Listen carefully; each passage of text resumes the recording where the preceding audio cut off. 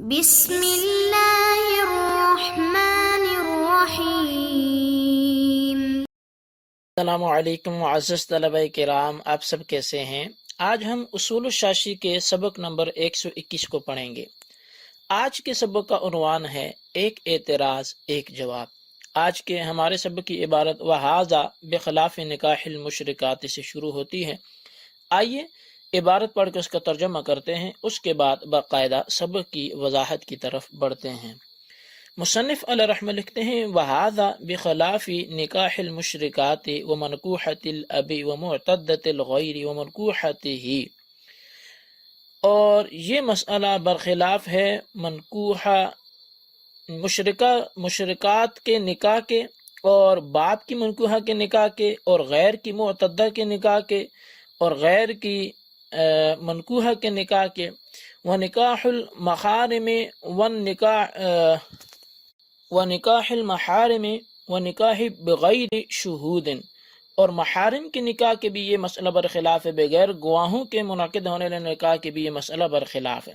لأن موجب النکاح حل التصرف، اس لیے کہ نکاح کا جو موجب ہے وہ تصرف کا حلال ہونا ہے۔ وموجب النہی حرمت التصرف، اور نہی کا موجب تصرف کا حرام ہونا ہے۔ فاستحال الجمع بینہما، پس ان دونوں کا جمع کرنا محال ہو گیا۔ فیحمل النہی علی النفی، پس نہی کو نفی پر محمول کیا جائے گا۔ فاما موجب البیع ثبوت الملک، بہرحال جو بیع کا موجب ہے وہ ملک کا ثابت ہونا ہے۔ وموجب النہی حرمت التصرف، جبکہ نہی کا موجب تصرف کا حرام ہونا ہے۔ وقد امکن الجمع بینہما، اور تحقیق ان دونوں کے درمیان جمع کرنا ممکن ہو گیا۔ بِأَن يَثْبُتَ الْمِلْكُ وَيَحْرُمَ التَّصَرُّفُ، بین طور پر کہ ملکی ثابت ہو جائے اور تصرف حرام ہو جائے۔ أَلَيْسَ أَنَّهُ لَوْ تَخَمَّرَ الْعَصِيرُ فِي مِلْكِ الْمُسْلِمِ، کیا ایسا نہیں ہے کہ اگر شراب بن جائے انگور کا شیرہ مسلمان کی ملک میں، یبقى ملکہ فیہا، تو اس مسلمان کی ملکیت اس شراب میں باقی رہتی ہے۔ ویحرم التصرف، اور تصرف اس کا حرام رہتا ہے۔ وعلی ھذا قال اصحابنا، اور اسی بنیاد پر ہمارے اصحاب نے کہا اذا نظر بصوم یوم النحر، جب کسی نے یوم نحر کے روزے کی نظر مانی، و ایام تشریق، اور ایام تشریق کے روزے کی نظر مانی، یصح نظرہ، اس کا نظر ماننا صحیح ہے۔ لأنہ نظر بصوم مشروع، اس لیے کہ یہ صوم مشروع کی نظر ماننا ہے۔ وکذالک لو نظر بالصلاۃ فی الاوقات المکروہۃ، اور ایسی حکم ہوگا اگر کسی نے اوقات مکروہہ میں نماز پڑھنے کی نظر مانی، یصح، اس کا نظر ماننا صحیح ہے۔ لأنہ نظر بعبادت مشروعۃ، اس لیے کہ یہ عبادت مشروع کی نظر ماننا ہے۔ لما ذکرنا، اس وجہ سے جو ہم نے ذکر کر دیا کہ انہ النہی یوجب بقاء تصرف مشروعا، کہ یہ وہ نہیں ہے کہ جو تصرف کے مشروع باقی رہنے کا ثابت کرتی ہے۔ تو بہرحال یہ ہماری آج کی عبارت اور اس کا ترجمہ تھا۔ اب آئیے اس کی وضاحت کی طرف بڑھتے ہیں۔ مصنف علیہ رحمہ نے ھذا بخلاف نکاح المشرکات سے افعال شریعہ کے حکم پر وارد ہونے والے ایک معرکۃ الآراء سوال مقدر کا جواب دیا ہے۔ سوال مقدر کی تقریر یہ ہے کہ احناف نے افعال شرعیہ کا یہ اصول بیان کیا ہے کہ افعال شرعیہ پر نہی کے وارد ہونے کے بعد بھی وہ افعال پہلی کی طرح مشروع رہتے ہیں کہ وہ ذات کے لحاظ سے تو جائز ہیں لیکن وصف کے لحاظ سے عارضی طور پر ممنوع اور ناجائز ہیں۔ ہم آپ کو افعال شرعیہ کی ایسی 6 صورتیں بتاتے ہیں کہ وہ افعال شرعیہ ہیں اور ان پر نہی کے وارد ہونے کے بعد بھی عدم مشروعیت کا وہی حکم ہے جو نہی سے پہلے تھا۔ حالانکہ اے احناف، تمہارا اصول تو یہ ہے کہ نہی مشروعیت کا تقاضا کرتی ہے، اور وہ 6 صورتیں یہ ہیں: نمبر 1 مشرکہ عورتوں سے نکاح کی نہی، نمبر 2 باپ کی منکوحہ سے نکاح کی نہی، نمبر 3 دوسری کی بیوی سے نکاح کی نہی، نمبر 4 معتدہ سے نکاح کی نہی، اور نمبر 5 محارم سے نکاح کی نہی، اور نمبر 6 بغیر گواہوں سے نکاح کی نہی۔ ان 6 صورتوں میں فعل نکاح سے منع کیا گیا جو فعل شرعی ہے، لیکن نہی کے بعد آپ کے نزدیک بھی مشروعیت باقی نہیں ہے۔ حالانکہ نہی کے بعد آپ کا اصول تو یہ کہتا ہے کہ مشروعیت باقی ہونی چاہیے، تو اس کا جواب یہ دیا گیا ہے کہ یہاں پر جو نہیں ہے وہ نفی کے معنی پر محمول ہے، کہ ان 6 صورتوں میں اعتراض نفی پر واقع ہوا نہ کہ نہیں پر۔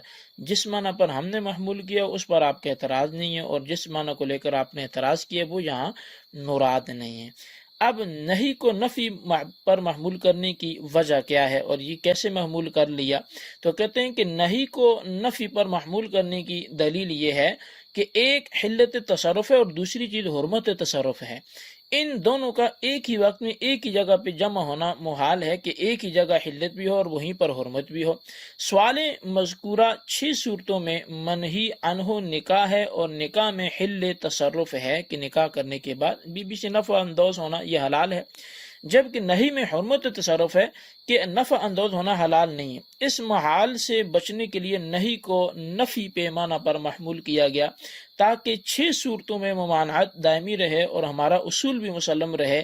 لہٰذا نہیں کے بعد مشروعیت و عدم مشروعیت کے متعلق ضابطہ یہ ہوگا کہ افعال شرعیہ میں نہیں کے بعد مشروعیت وہاں باقی رہے گی جہاں بقائے مشروعیت کے ساتھ ساتھ نہیں کا موجب ثابت کرنا ممکن ہو، یعنی جو نہیں کا حرمت ہونے کا اس کا تقاضا ہے وہ ثابت کرنا ممکن ہو، جبکہ 6 صورتوں میں یہ امر چونکہ ممکن نہیں ہے لہٰذا نہیں کو نفی پر محمول کریں گے۔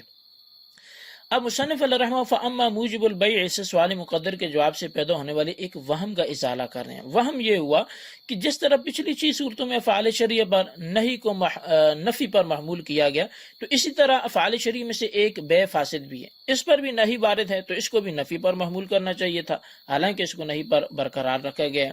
تو اس کا وہم کا ازالہ یوں کیا کہ جس کی تفصیل یہ ہے کہ بے فاسد میں نہیں کو نفی پر محمول کرنے کی ضرورت ہی نہیں ہے۔ اس کی وجہ یہ ہے کہ بے کا موجب ملک کا ثبوت ہے، جبکہ نہیں کا موجب تصرف کی حرمت ہے۔ ثبوت ملک اور حرمت تصرف دونوں جمع ہو سکتے ہیں کہ ان کے درمیان کوئی منافعات نہیں ہے، یہ عملاً ثابت ہے۔ اس کی مثال دیتے ہوئے مصنف نے فرمایا کہ اگر کسی مسلمان کے پاس انگور کا شیرہ تھا اور وہ کافی عرصہ پڑا رہا تو شراب بن گیا، اب یہ شراب مسلمان کی ملکیت میں رہے گی لیکن مسلمان کو اس میں کسی قسم کا تصرف کرنا یہ جائز نہیں ہے، یعنی اس کو بیچنا، صدقہ کرنا، پینا وغیرہ یہ حرام ہے۔ اب یہاں پر دیکھیے کہ ایک ہی چیز میں ملک موجود ہے اور ساتھ ہی حرمت بھی موجود ہے، اس لیے بے فاسد میں نہیں کو نفی کے معنی میں کرنے کی حاجت ہی نہیں پیش آتی۔ اگر یہ دونوں ایک ساتھ جمع نہ ہو سکتے تو پھر محمول کرنا مجبوری بنتا، لیکن یہاں کوئی ایسی ضرورت نہیں ہے، اس لیے یہاں نہیں نفی کے معنی پہ محمول نہیں ہوگی۔ وعلى هذا قال اصحابنا سے مصنف افعال شرعیہ کے حکم پر احناف کا بیان کردہ ایک مسئلہ بیان کر رہے ہیں۔ احناف کا اصول یہ ہے کہ افعال شرعیہ پر نہیں کے وارد ہونے کے بعد ان کا جواز باقی رہتا ہے، لہٰذا اگر کوئی شخص یوم نحر اور ایام تشریق کے روزوں کی منت مان لے، نظر مان لے، تو یہ اس کا نظر ماننا درست ہے، کیونکہ اس نے مشروع روزے کی نظر مانی ہے جو کہ فی نفس ہی امر مستحسن ہے، یعنی کہ اس فعل کی ذات کے اعتبار سے دیکھا جائے تو یہ فعل اچھا ہے، یہ برا فعل نہیں ہے روزہ رکھنا، اگرچہ وہ روزہ اللہ تعالیٰ کی ضیافت سے اعراض کرنے کی وجہ سے ممنوع ہے جو قبیح لغیر ہی ہے، یعنی کہ فی نفسی روزہ تو اچھی چیز ہے، اب غیر چیز بیچ میں رکاوٹ آ رہی ہے کہ اللہ کی ضیافت سے گویا اعراض لازم آ رہا ہے، تو اس لیے اس دن میں روزہ رکھنا برا ہے، تو غیر کی وجہ سے برا ہونا قبیح لغیر ہی کہلاتا ہے۔ ان دونوں میں نظر ماننے میں کوئی، ان دنوں میں نظر ماننے میں یعنی ایام تشریق کے جو دن ہیں، بالخصوص یوم نحر، چونکہ باقی دنوں میں تو روزہ رکھنا بلکہ مستحسن بھی ہے، تو جو یوم نحر ہے یا دیگر جو 5 ممنوعہ دن ہیں تو ان دنوں میں جو روزہ رکھنا ہے وہ درست نہیں ہے غیر کی وجہ سے۔ اور ایام تشریق میں جو روزہ ہے، یوم نحر کا روزہ یا وہ یوم نحر کا روزہ، یہ ظاہر ہے ہاف دن تک رکھا جا سکتا ہے، یعنی کہ نبی علیہ السلام اپنی قربانی سے کھاتے تھے اور اس سے پہلے آپ، یہ عرف میں ہمارے ہاں لوگ اس کو روزہ بولتے ہیں، حالانکہ یہ روزے کا اطلاق اس پہ نہیں ہوگا، یوم تشریق میں روزے نہیں رکھے جائیں گے، تو 4 دن وہ اور ایک یوم عید الفطر ہے۔ تو بہرحال یہ سارے جو روزے رکھنے کے ممنوع دن ہیں یہ غیر کی وجہ سے ہیں، اگر قباحت ان میں دیکھی جائے تو ان دونوں میں نظر ماننے میں کوئی قباحت نہیں ہے، اگر قباحت ہے تو وہ ان دونوں میں روزہ رکھنے میں ہے کہ نظر صحیح ہوگی مگر وہ ان ایام کے بعد نظر کا روزہ رکھے گا۔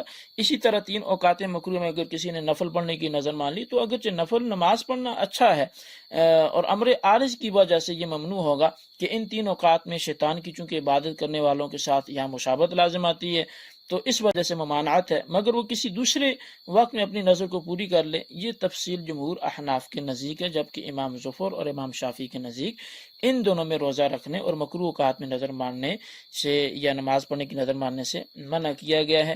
جمہور احناف کی طرف سے اس کا جواب یہی ہے کہ افعال شرعیہ سے نہیں ہے جو مشروعیت کا تقاضا کرتی ہے اور یہ ممانعت عارضی ہے، اس لیے نظر ماننا صحیح ہوگا۔ یہ ہمارے آج کے سبق میں موجود اعتراض و جواب، کچھ وہم اور اس کا ازالہ، اور پھر ہم نے ایک مسئلہ بھی بیان کیا۔ تو آج کے سبق کو اپنے رجسٹر پر نوٹ کریں، بالخصوص ان سوالات کے جوابات دیں۔ سوال نمبر 1 یہ ہے کہ نہی کو نفی پر محمول کرنے کی دلیل بیان کریں۔ سوال نمبر 2 یہ ہے کہ بے فاسد بھی ایک شریعت میں منع کی گئی ہے تو یہاں نہی کو نفی پر محمول کیوں نہیں کیا گیا، وجہ بیان کریں۔ اللہ تبارک و تعالیٰ سے دعا ہے جو کچھ ہم نے سنا پڑا اسے یاد رکھنے کی توفیق نصیب فرمائے، آمین بجاہ نبی الامین صلی اللہ علیہ وسلم۔